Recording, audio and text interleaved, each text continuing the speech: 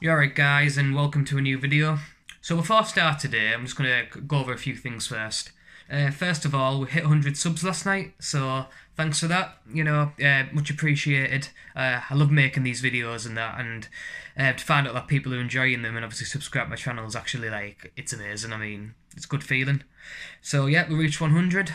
Thanks so much, glad you enjoy it. And second of all, I know I've been doing much being out with a GoPro and that in a while. I've been out and I've had a few sessions, but I've just been having no luck lately. I mean, it's coming to winter, it's cold, my river where I fish, it kind of shuts off on at the winter time.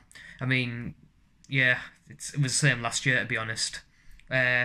So yeah, I've been out, I've had no luck on the GoPro, so yeah, and I wanted to get a video out, my subs are going up. And obviously, yeah, we're going to get I needed more videos, so I thought best thing to do is obviously answer some of your questions. And obviously, one of the big questions I get asked quite often is what setup do I use? What am I using for pike and perch for predator fishing? So for today, I'll sit down, we'll have I'll take you through what I use. Obviously, rod, reel, braid, all that, what I use. I'll give you a few little tips as well along the way. So yeah, we'll get into it. So we'll start with my pike rod, because obviously the one I use the most. Yep, there it is. The rod I use, it's a Savage Gear XLNT Butch Light, 6'9". So, and obviously for that reason, that's my personal preference. But I like a short rod. You can get lure rods of all sizes up to I don't know. You can get like 8 foot, 9 foot. But for me personally, my personal opinion, I like quite a short rod. For reasons sturdy. I feel like I can control the lure more because when I'm lure fishing, I like to be in control of the lure 100% of the time. Best control, know exactly what it's doing, and yeah. This rod just helps. I mean, I can obviously work the lure, feel the rod, and it's quite good. I mean, if I show you the business end at the top, it's quite a stiff rod. I mean, yeah, it's quite thick, but obviously it's very sensitive as well. I mean, it may look thick, but it's really sensitive. Yeah, very good. And it doesn't half bend as well once you get a fish on. I mean, you get good scraps of this rod, honestly. So yeah, that's the rod I'm using. Last thing I want to say about this rod. It's got a trigger grip on the back. That's quite useful because sometimes you with bait casting rods, which I'm using here. Obviously, I've got a trigger rod. It's for jerk bait fishing. Yeah, so yeah, bait caster. You don't have like the grip you do with thick spools. Obviously, when you get the spool, you can hold the rod straight, but with this, you got finger. So that trigger just helps to give more grip on.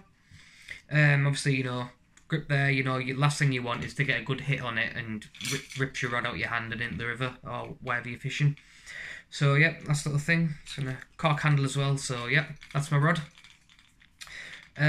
So the reel.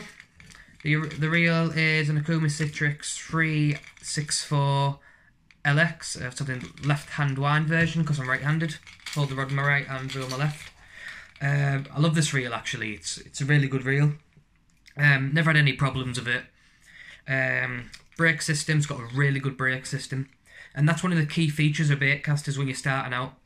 I mean, obviously, I can cast out without the brake on, but if you're casting out with with a bad brake system, you're going to end up with bird nests, backlash, and that's where obviously the spool, when you cast out, lure hits the water and the lure stops, but the reel keeps spinning, and all your line flies out.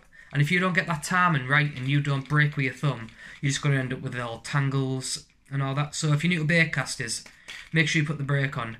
But even if you're experienced, we all experience backlash as well. Obviously, wind knots, the wind stops the lure mid-flight and tangles up. It's kind of annoying. So obviously 90% of the time, I'll keep my brake on. I may lose some distance when casting, but obviously it hasn't made much difference because most of my pike, they seem to take it near my feet or quite close in anyway. So I don't really need to be that far out when obviously bait casting.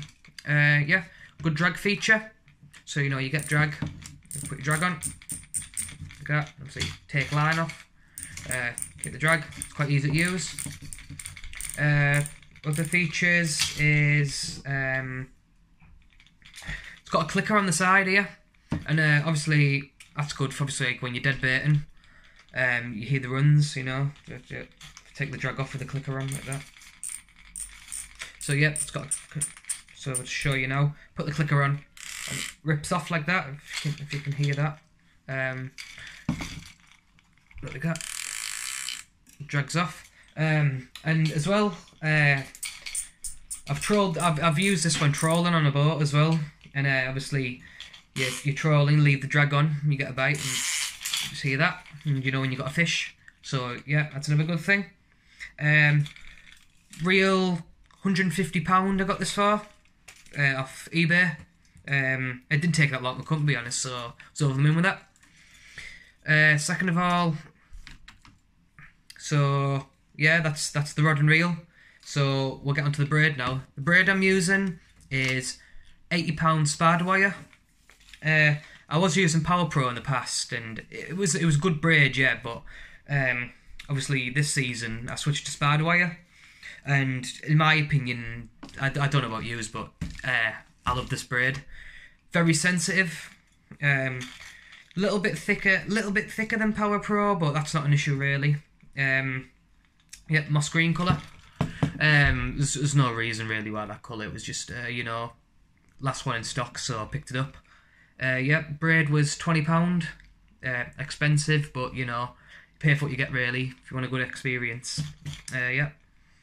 So the braid was £20, 150 for the reel, so it's 170, and 60 for the rod. The £200 odd setup. So yeah, it's a good setup. Take you on. It's on now to one last thing. Little tip for you is obviously when I'm fishing, I tie a clip on the end, and that just helps. Obviously, you know, if I need to change something quick, so you know, if I need my trace gets chewed up or it snaps or something like that, I can just easily clip it off, clip a new one on, and not waste any time. And also as well, I know these Savage Gear line through lures, you know, the ones with the line through the trace already built into them.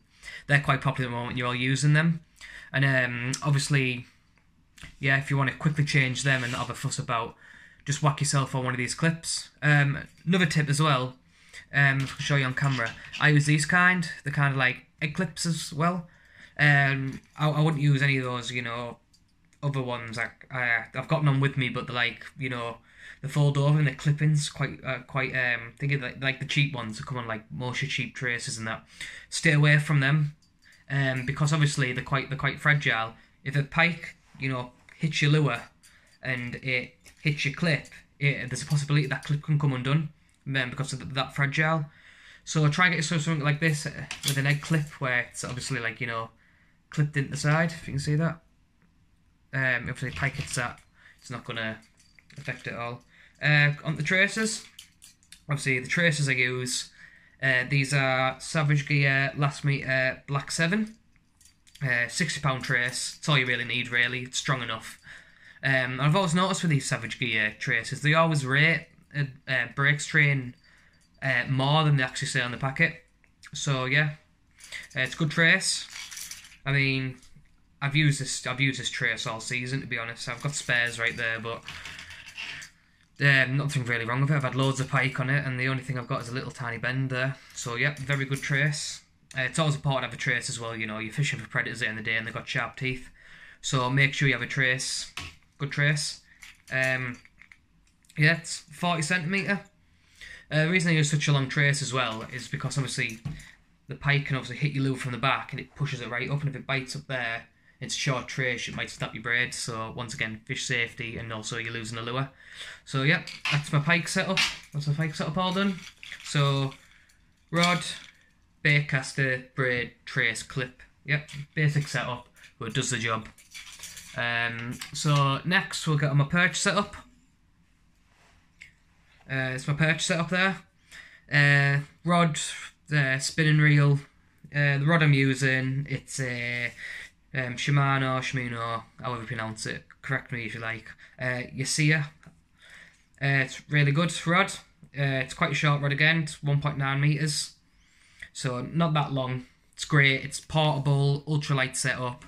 Literally all you need to go out with is this, you know, your net, mat, bag, done. And you can travel quite a bit, because when you're lure fishing, you want to do as much travelling as you can, so obviously stay light. So that's the rod. It's 3 to 12 gram. So, you know, I use this for, like, you know, spinners, jigs, small jigs, jig heads, all them, and all that, shads, anything really. I mean, yeah. So it's quite a small rod. I'll show you the tip. Yeah, the tip, it's very thin, very, very thin. But don't let that fool you, it's really strong. I've had pike up to about £8 on this rod, and it's had no problems whatsoever. You know, just take it slow. Take your time. If you get a big fish on with your ultralight gear, take it slow, take your time. You won't have any problems. As long as you take it slow, you should be fine. Reel. It's a Akuma Sophia. It's a great little reel, this. Honestly, it's a bit battered now because I've had it for years, but yeah, it's never failed me. Good fish, still strong. Standard spinning reel, line clip, drag system. You know, the drag's on the bottom there. It's got full ball bearings in, so yeah, it's really smooth with casting and reeling. Yeah, it's a good reel. So yeah, that's the reel there. Akuma Sophia. The braid I'm using is can't pronounce it. It is Savage Gear Finzy, or Fenzy, however you pronounce it, and it's HD4 braid. Got this recently, and it's so good. I mean, casts smooth, you can cast miles on it, and it's super thin, but it's really strong. Yellow colour I went for. Once again, doesn't really bother me. Braid colour doesn't seem to bother the fish as well. Obviously I like, when I'm ultralight fishing, I do like coloured braid. It's just so I can see where my line is, and obviously I can work better with line, so it doesn't bother the fish at all. So a few people have asked, you know, does the line, obviously the bright colour, affect the fish? No, I may have had no problems with it. Really good, really smooth. £17 I use. I know some people like to use 10, but I like to up it a bit just because my river's that snaggy. But it's really thin, so really thin and really strong. So I'd recommend getting some of that braid. It's fantastic. So yeah, that's the braid. One last thing, obviously I've took it off now, but I always use a wire trace with my ultralight, even if I'm targeting perch and chub.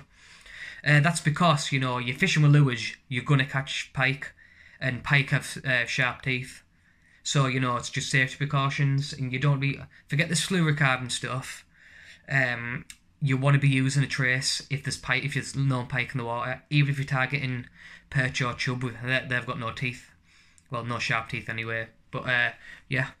So, they're my two setups. Hopefully I've answered all your questions, and thanks again for 100 subs.